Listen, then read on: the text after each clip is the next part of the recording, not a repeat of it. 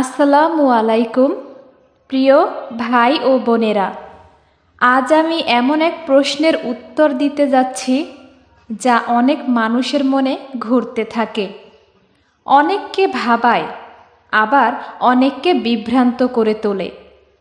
প্রশ্নটা হলো, যদি অধিকাংশ মানুষ জাহান্নামে যায় তবে আল্লাহ কেন মানুষ সৃষ্টি করলেন? এই প্রশ্ন শুনতে ভয়ঙ্কর মনে হয়। আল্লাহ যদি জানেন অধিকাংশ মানুষ জাহান্নামে যাবে, তাহলে সৃষ্টি করার প্রয়োজনটা কী ছিল? আল্লাহ কি আমাদের কষ্ট দিতে সৃষ্টি করেছেন? আল্লাহ কি আমাদের ধ্বংস করতে চেয়েছেন? না প্রিয় ভাই ও বোনেরা, বিষয়টা একদম তা নয়। আসলে আল্লাহর পরিকল্পনা অনেক গভীর, অনেক মহান।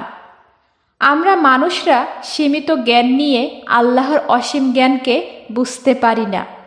তাই আজ আমি চেষ্টা করব সহজ ভাষায় গভীরভাবে এই প্রশ্নের উত্তর দেওয়ার। আল্লাহ তাআলা কোরআনে ঘোষণা করেছেন, আমি মানুষ ও জিনকে সৃষ্টি করেছি শুধু আমার ইবাদতের জন্য।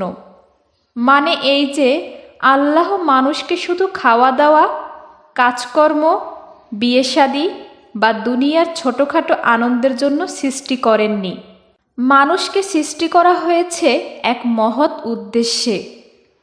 আল্লাহকে চেনা, আল্লাহকে মানা, আল্লাহর দাসত্ব করা। কিন্তু এখানে একটা বড় বিষয় আছে। আল্লাহ যদি চাইতেন তবে তিনি মানুষকে ফেরেশতাদের মতো বানাতে পারতেন, যাদের ভুল নেই, পাপ নেই, সব সময় শুধু ইবাদত করে। কিন্তু আল্লাহ তা করেননি, কারণ তিনি মানুষকে পরীক্ষা করতে চেয়েছেন। পরীক্ষা মানেই স্বাধীনতা।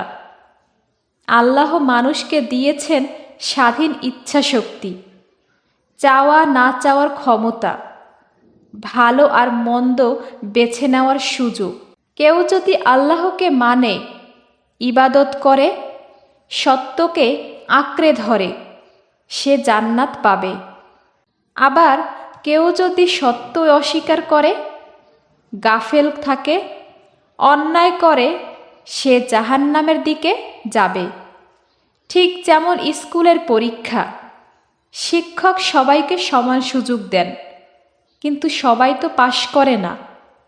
কেউ মেহনত করে প্রথম হয়, আবার কেউ অবহেলা করে ফেল করে। দোষ কি শিক্ষকের? না, দোষ ছাত্রের। ঠিক তেমনি আল্লাহ সবার জন্য পথ খুলে দিয়েছেন, কিন্তু কে সেই পথে চলবে আর কে চলবে না, সেটাই হচ্ছে পরীক্ষা। এখন প্রশ্ন আসতে পারে, তাহলে অধিকাংশ মানুষ কেন জাহান্নামে যাবে? আল্লাহ কোরআনে বারবার বলেছেন, অধিকাংশ মানুষ কৃতজ্ঞ নয়। আবার কোথাও বলেছেন তারা অধিকাংশই জানে না। এর মানে হলো, মানুষের সমস্যা হয়তো অনেক, কিন্তু যারা সত্যকে আঁকড়ে ধরে তারা সংখ্যায় কম। কেন? কারণ এই দুনিয়া একটা ভ্রম, একটা পরীক্ষা। এখানে অনেক ফাঁদ আছে। শয়তানের ধোঁকা, দুনিয়ার মোহ, অহংকার, অর্থ সম্পদের লোভ, আর মানুষের নিজস্ব গাফলতি। অধিকাংশ মানুষ এই ফাঁদে পড়ে যায়। তারা ভাবে জীবন তো একটাই, চলো আনন্দ করি। মৃত্যুর পরের জগৎ নিয়ে মাথা ঘামানোর দরকার নেই। এই অবহেলার কারণেই তারা সত্য থেকে দূরে সরে যায়। যেমন ধরুন, একটা পরীক্ষার হলে 100 জন ছাত্র আছে, হয়তো মাত্র 20 জন ভালোভাবে পড়াশোনা করছে, বাকি অংশজন খেলাধুলা, ঘুমে, মোবাইল, আড্ডায় সময় নষ্ট করেছে। তাহলে তো 80 জন ফেল করবে আর 20 জন পাশ করবে। সংখ্যার দিক দিয়ে ফেল বেশি হলো, কিন্তু তার মানে এই নয় যে শিক্ষক অন্যায় করেছেন। দোষ কার? সেই ছাত্রদের।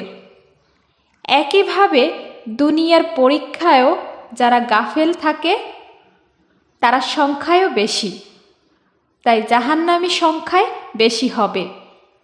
কিন্তু জান্নাতি মানুষরা হবে মর্যাদার দিক থেকে অনেক উঁচুতে। আল্লাহ চান না মানুষ জাহান্নামে যাক, বরং আল্লাহ বারবার কোরআনে বলেছেন আল্লাহ কাউকে জুলুম করেন না, মানুষই নিজের উপর জুলুম করে। আল্লাহ তার বান্দাদের জন্য বারবার নবী পাঠিয়েছেন, কিতাব নাজিল করেছেন, কুরআন দিয়েছেন। হাদিসে রাসূল সাল্লাল্লাহু আলাইহি সাল্লামের কথা আমাদের কাছে আছে, অর্থাৎ পথ দেখিয়ে দিয়েছেন। এখন যদি কেউ সেই পথ ছেড়ে অন্য পথে হাঁটে তাহলে দোষটা কার?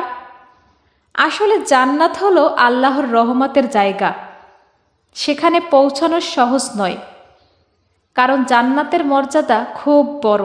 রাসূল সাল্লাল্লাহু আলাইহি সাল্লাম বলেছেন, জান্নাতের সবচেয়ে নিচের স্তরের মানুষকেও এত কিছু দেওয়া হবে যা পৃথিবীর রাজাদের রাজ্য থেকেও অনেক বড়।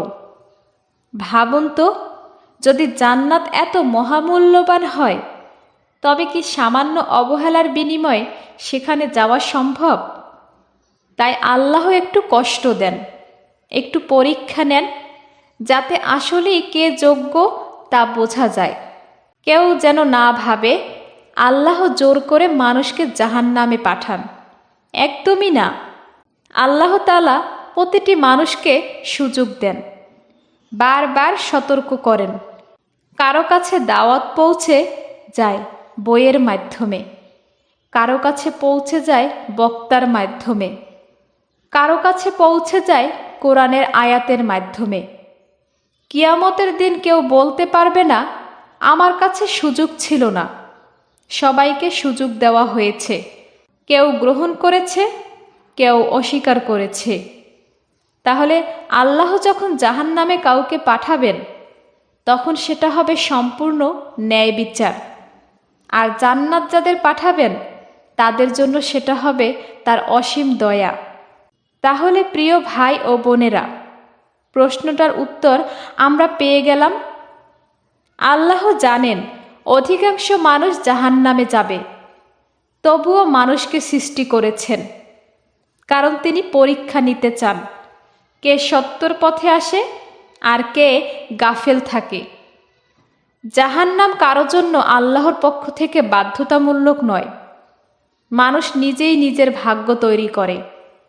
যদি আমরা ইবাদতে মনোযোগ দেই, কোরআন হাদিস মেনে চলি, গুনাহ থেকে বাঁচার চেষ্টা করি, তাহলে আমরা সেই ছোট দলভুক্ত হতে পারি যারা জান্নাত পাবে।